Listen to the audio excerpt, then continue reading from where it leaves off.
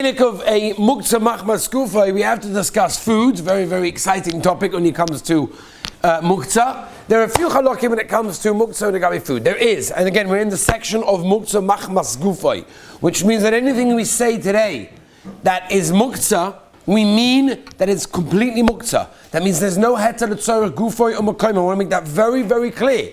The heterim of tzorech gufay and makoymay are only by a kli shemalachto le'issa. Do not apply to a Muktza machmas kufay, which means that these shaylas that we're discussing now, there is no heter to move, except, which we'll get to be'ezus Hashem, when we talk about tiltul begufay in a completely weird way, and we will discuss it at the time why that's mutter, but we'll get to that. But on koponim, Muktza machmas kufay, no heter. Let's talk about food. Okay, so we'll start with the Gemara Kuf Chav Chesam and Aleph in Shabbos, where the Gemara talks about a raw meat. And the Gemara says that raw meat is not Muktza. And the reason for that is, says the Gemara, it's chazi le'umtza. What does that mean? Hello? Anybody there? Yeah. Chazi to return. Chazi le'umtza. It is chewable.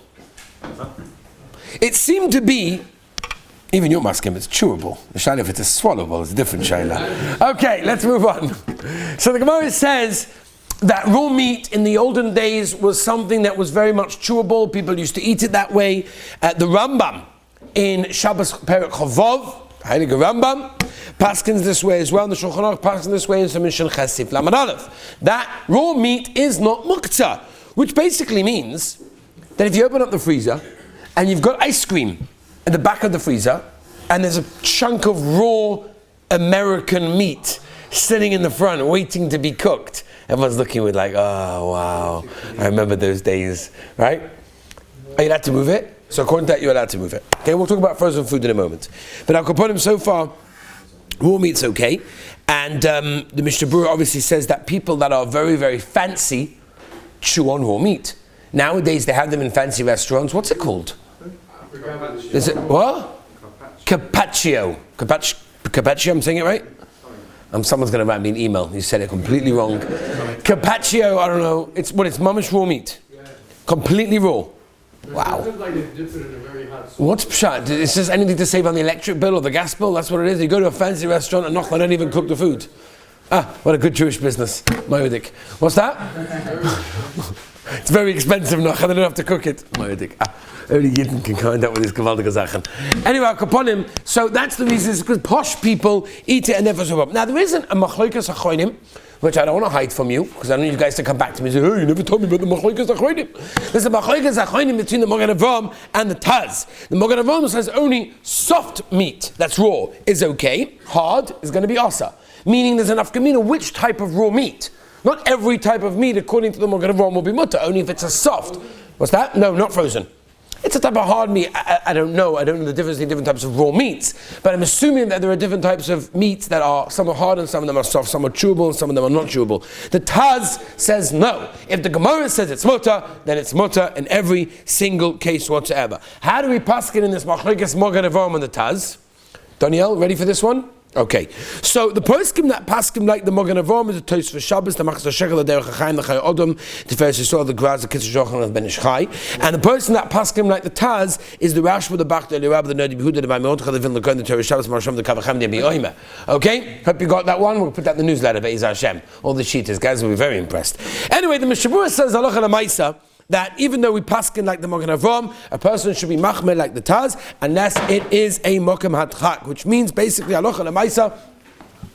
Obviously, it's best not to move it, but if you need to, it's okay. Rav Steinberg once used to say that we don't really eat it nowadays. In other words, all right, you go to a posh restaurant, they cut it like very thin or something, right? That's what they do. They don't give you a chunk of raw meat on the plate and say, here you go, George, off you go, eat. Doesn't work that way, right? They slice it into like these thin slices, and they probably put like... Should we go to reserve cut? Go check it out, reserve cut. We'll learn up the sugya. We'll learn the sugya in reserve cut, I hear. No, then it's the Tzorech with that Torah, and therefore it's okay, and we'll get you all the money back. Next time I go to America, be'ez Hashem, so maybe I'll go check it out for you guys, I'll test it out, I'll sample it, and then I'll let you know what they say over there, okay? Okay, now, anybody listening that wants to, okay, Muktza. So, where am I? The Shaimek said nowadays we don't do that. Right, you did. When was the last time you chewed on raw meat? When was the last time you chewed on raw meat? No, Talmud of Rav Sheinberg. Talmud of Rav Sheinberg. No. Danny, no. Zuk Heilige Rav Sheinberg like this. He said, 1 second. Did the meat change from the time of Gemara? No. We changed. Said Rav Sheinberg, just because we became mufunakim, you know what that means? Okay, everyone knows what that means. Okay? It's because we became snobby people that, we don't touch raw meat. That doesn't mean the meat changed. When Chazal tell us it's royal umza, it's chazal umza, it is. We don't eat it. No, it's not my problem. That's how Shaming learned up the sugya. Okay?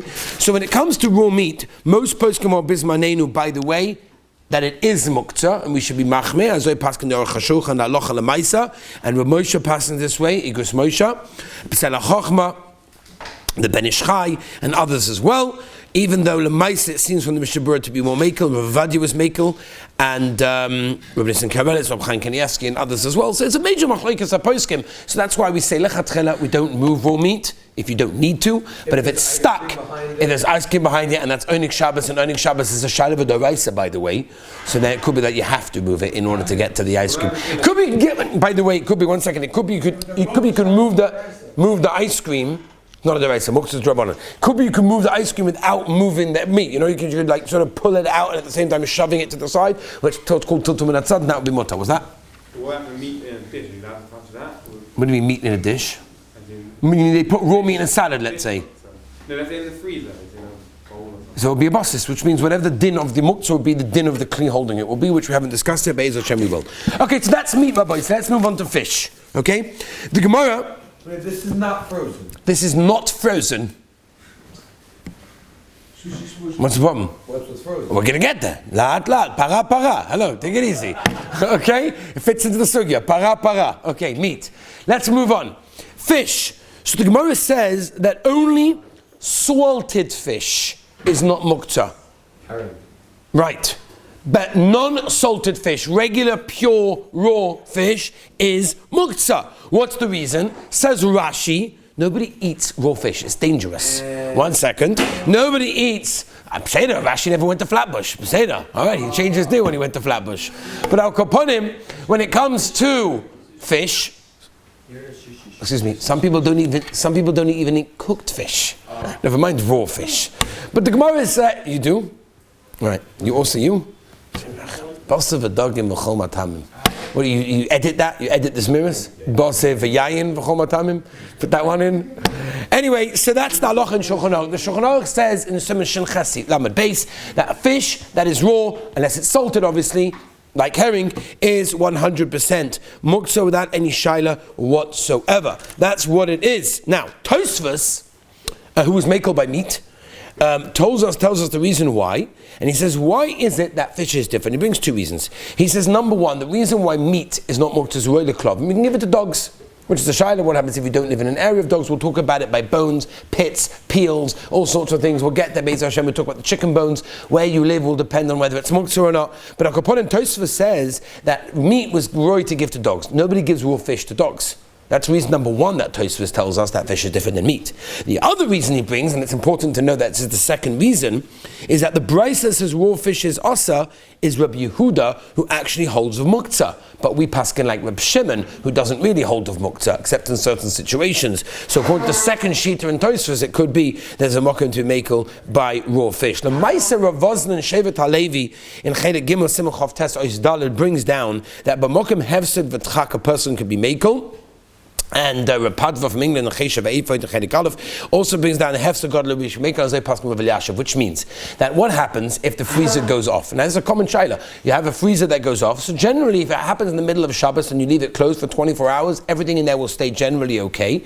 But there are exceptions if it's a hot day outside, or let's say it's the beginning of Shabbos and it's a long Shabbos. I'm worried about my fish that I've got over there. It's expensive, whatever. What am I meant to do? I can't pick it up and bring it to a neighbor's freezer. So on to the B'mokim Hefsed, you definitely can bring it to a neighbor freezer. Again, lachatcheli we don't move it, but b'mokam hatchat we can be mekel and be soymech on the second sheet too. Of Tosfos that holds that Reb Shimon holds no muktzah. Now, Yedidia was asking, what about a fish tank? Right? You asked that you had to feed fish, right? Obviously that's mutter if it belongs to you and you have to feed them, that's about the mutter before you eat. But the question is what happens, and this is a common thing, if you have an aquarium. Now in Israel, they have a very complicated name for that. It's called an aquarium. Okay? That's the name that they figured out would be most appropriate, right? Maskim? Oh, I've got, okay, Yitzi, I haven't told me today, so just in case I'm going to come with Israeli words. So, what happens if one of the fish dies? And the problem is, apparently this is true, I never looked into this, maybe if somebody over here, the fish lovers will tell us, whether or not if you leave the fish in there, the other fish will die. The other fish get depressed. They get depressed, then they commit suicide. Never. Okay, I don't know exactly the Mahalach HaChaim, exactly, is that true? A tank with no lid will commit suicide. Yeah, because one fish is dead? Did anybody study psychology of fish here? It's a real thing. It's a real thing. You did. Oh wow. Okay, so the halacha is lemaisa. You're allowed to remove that fish. It's muktza. It's a dead fish, so you're not eating that fish. So the halacha is that's actually going to be mutter because it's going to cause you a hefsed to all the other fish over there. Now the obvious shot is what's with sushi. How does it work? Sushi came along. How many years ago? I don't even know how many years ago sushi came along. I'm not even sure. 10 years ago, I remember giving a share in Manchester. And I gave a share when sushi was like, and I talked about Hilchos Bracha, because Bracha was shown on sushi is very complicated. And I got up there, it was a whole share, they looked at me like, huh? And I realized halfway through the share, because they had no idea what it is. It's Manchester, right? So it takes like a few years for things to get there. That's how it works. Either newspaper. Yeah, I'm gonna get hate emails now. Anyway, so sushi. What bracha rishon you make? I don't know. We're gonna have to. It's a good kasha. There's a very good book, the Poker Halacha series. I recommend you get it. So I think if a Tofel talks about what bracha rishon you make on sushi. Rabbi Zil Obach told me one time when he went to Lakewood, he said he came back from Lakewood. He says the most common shayla he got in Lakewood, what bracha you make on sushi. Yeah, mamish. Anyway, so forget about the bracha rishon right now because that's a whole different sugya. Is it muktza? It's fish. So I used to think that only certain types of fish, like sushi fish, I don't know, I don't eat sushi, I've never eaten sushi in my life, but I'm assuming that it's every type of salmon. You could buy salmon, right? You could buy regular salmon from the store, and fresh, has to be fresh, that day I think, right? Usually high grade. High grade? Salmon. I'm saying, who doesn't buy high grade salmon on a regular situation, right? So therefore, that's right. You make sushi in the restaurant? Wow. Okay. Okay. So we can advertise the restaurant if you want. Should we advertise the restaurant? No? In Toronto. Okay, let's move on. So the question is whether sushi is going to be muktza or not. So many of the poskim say that since everyone eats it, it's a normal thing, it became a normal food to serve. And made of it's not muktza. That's what Rabbi Zul Obach told me in the beginning, and then he changed his mind. So Israel Obach told me, and Rafal also was masking this as well, that basically it might depend if you eat it or not. Meaning, for me, I don't touch sushi.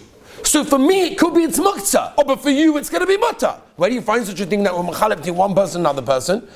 There's such a sukkah. At the end of the Simon Shin Ches, we talk about muktza la'ashirim is muktza la'niyim. Muktza la'niyim is muktza la'ashirim. That we split up rich people and poor people because they eat different things, they dress different ways, they are machshiv different things in different ways. Mimela. It could be that if you're sitting in a simcha and they offer you sushi and you don't touch sushi, it could be you're not allowed to touch it.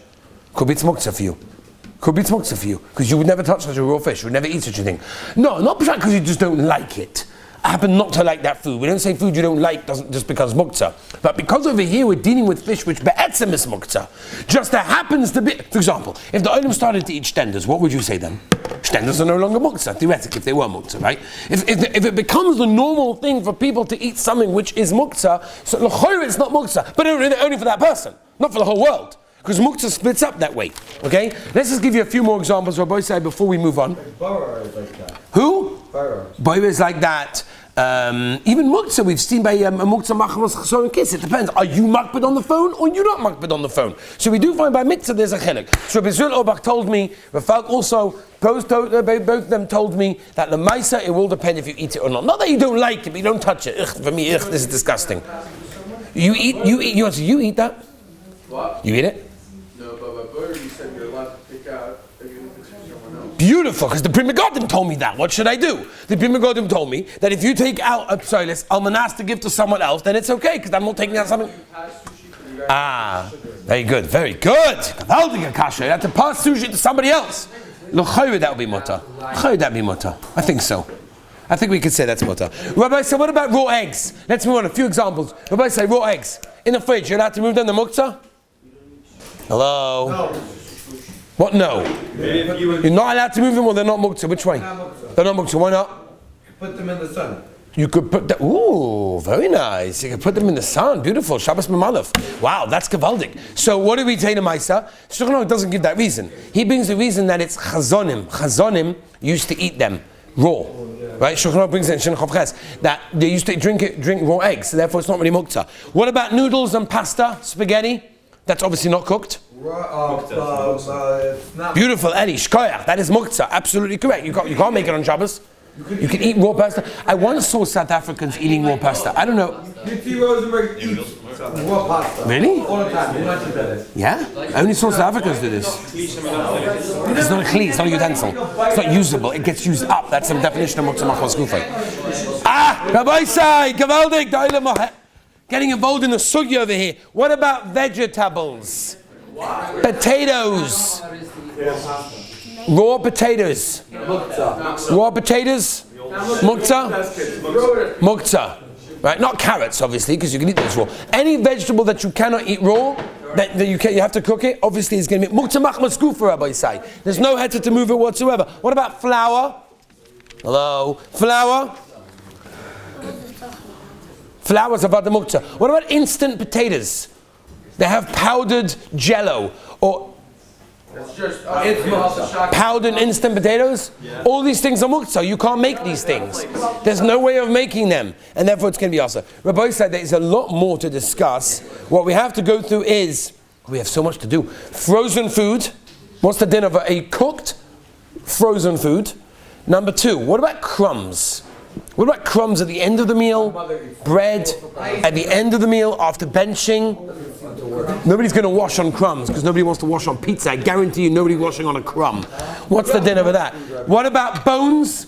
What about peels of bananas, of oranges, of all of these things? Do they become Muktza? At what stage do they become Muktza? Rabbi say tomorrow, Be'ez Hashem. There's a lot more to do. We'll discuss it, Be'ez Hashem, tomorrow. Have a beautiful and wonderful day.